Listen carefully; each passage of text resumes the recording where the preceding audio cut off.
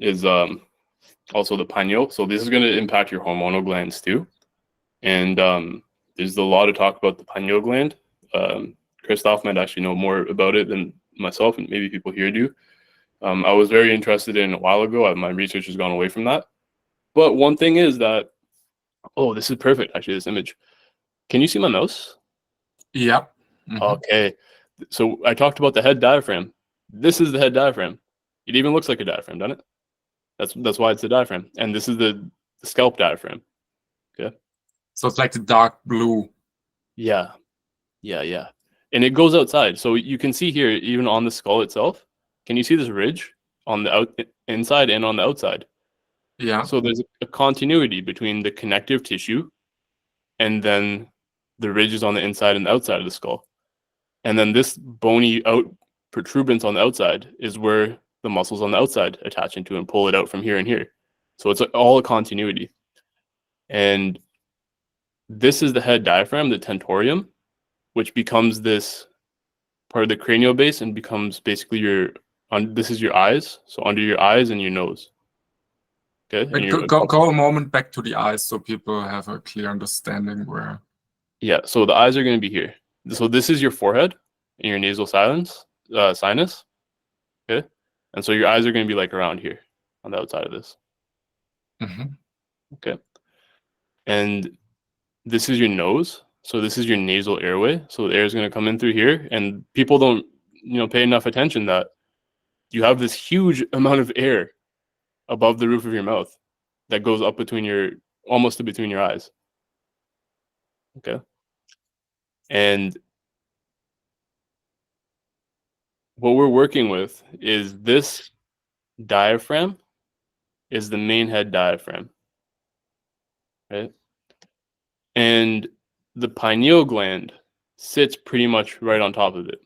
And so does the pituitary gland. This right here in the sella turcica, this right here is the pituitary gland and your pineal gland.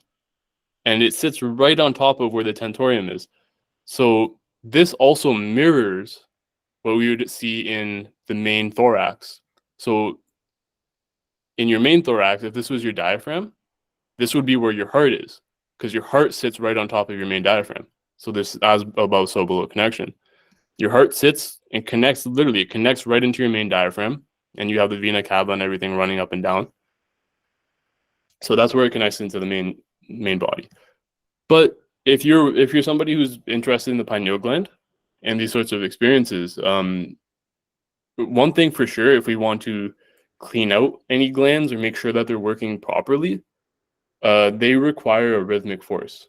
So everything in the body works with rhythms, and the breathing is the primary rhythm, I would say. And so every time that you breathe in, there should be a flexing across these diaphragms, which pumps in nutrients. This respiration, it pumps in nutrients, pumps in water, pumps in blood flow, pumps out all the bad stuff. And so if these pumps aren't working, then yeah, calcification or things like that start to happen. They happen clearly in the muscles, as we spoke before, that if the muscle is not getting used and pumped, like the tendons and stuff, you'll start depositing calcium in there. And things just... So I think for people to understand, like when you sit for a long time, like during a flight or whatever, you start to you have water in your legs and the ankles.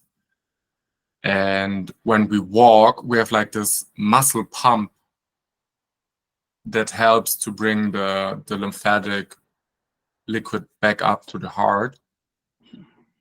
So I think what you're proposing actually is a mechanism similar to that supports drainage of fluids. Yeah, but it's not done via muscles, but via the diaphragm. Yeah, that all of those diaphragms connect together, and so whenever you breathe, your main respiratory diaphragm, it's gonna cause the airflow in your lungs, right? Without that main diaphragm expanding, there's no air coming into the lungs, there's nothing going out.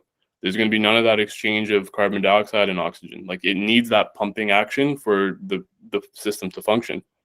And that same thing I propose happens with the cranial sacral system. They talk about this, that the CSF fluid is also driven by the respiration. So you need CSF fluid going all the way from your spine into your brain, washing your brain and like transmitting nutrients. And this main diaphragm of the head, there's no evidence that it flexes, but the whole body flexes at once. So when you flex open on the inhale, which the craniosacral therapists say that you do, this diaphragm also flexes open. And then sitting right on top of it is your pineal gland and your pituitary gland. And so if they're requiring some movement in order to function properly, then we need to make sure that movement's there, and it happens on breathing.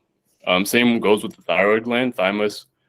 Our main lines of respiration that we teach in whole body breathing, borrowed in large part from TCM and like Qigong, and also anatomy trains.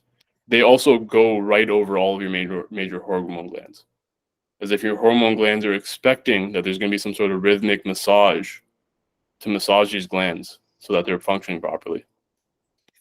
But so what you're saying, like people who are not into whole body breathing, who might just be, like using their main respiratory diaphragm or a little bit of their rib musculature or a little bit of the accessory breathing muscles who like lift up the shoulder girdle.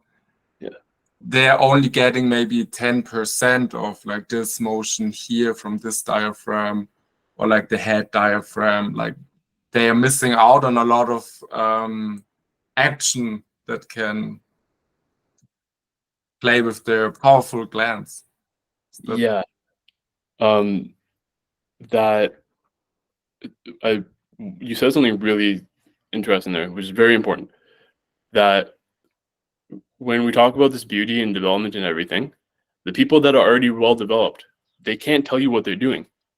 That's one of the issue, right? That like, how did you do that? They don't know it because it's just subconsciously they're doing it. And so what we're trying to do is trying to figure out what's the subconscious healthy pattern, right? And the subconscious healthy pattern should be everything is getting pumped. There's probably no part of your brain that you don't want motion in, right? Or any part of your body that should be completely stagnant. Probably a couple times a minute, there should be some pumping action happening everywhere. And as your example was that now people understand that the feet and the calves are kind of like another heart. They call it like a second heart.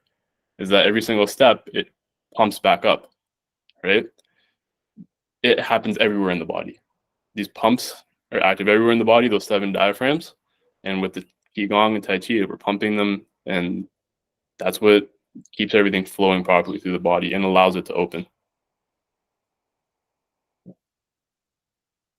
Okay. And do you know anyone who had any, like spiritual stuff happening to them after they started breathing into the head diaphragms? Yeah. Myself, for sure. And yeah, many people. Yeah, definitely. So it's like a common feedback that you get from your community. That's expected, yeah.